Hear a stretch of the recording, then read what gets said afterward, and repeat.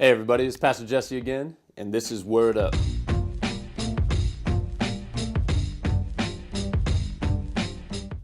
We're continuing in our series on the logic of sin. And last week we talked about our free will and the role that plays in our ability to love and actually be human. And this week we're talking about another topic. See, when we choose one thing, we are denying something else. So there's choosing also to not love, if that makes sense.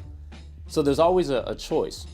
So if we're going to choose to love people, we have to understand what love is, but then we also have to understand what love isn't so that we can make that choice. So today we're going to talk about what love is not. We already defined love as God. So if God is love, then the opposite of love would be the opposite of who God is in his character. And I encourage you to get into the Bible and to read a little bit about who God is. And a great place to start for that is 1 Corinthians chapter 13.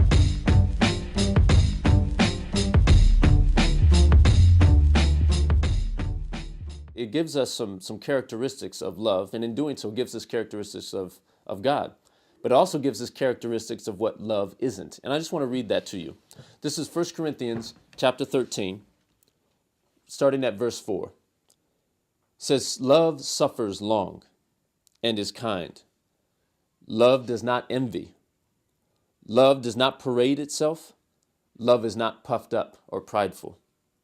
It does not behave rudely, does not seek its own, is not provoked, thinks no evil, does not rejoice in iniquity or in sin, but rejoices in the truth. It bears all things, believes all things, hopes all things, endures all things. Love never fails."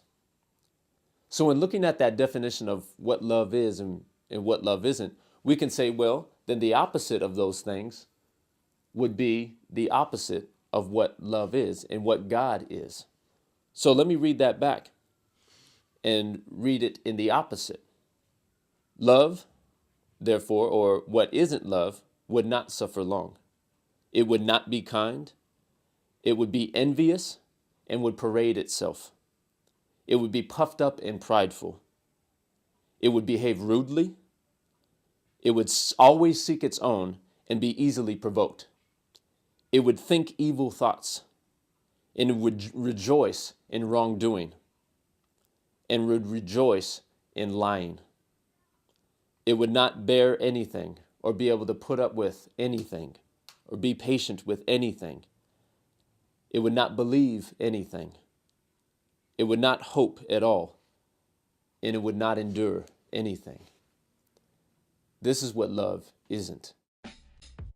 So as we go through this week, I want to challenge you to evaluate every situation that you go through and say, is the initial feeling that I'm getting to make a choice to love?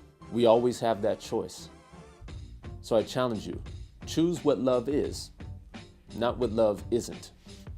Choose God, choose love, and choose life. God bless you. See you next time.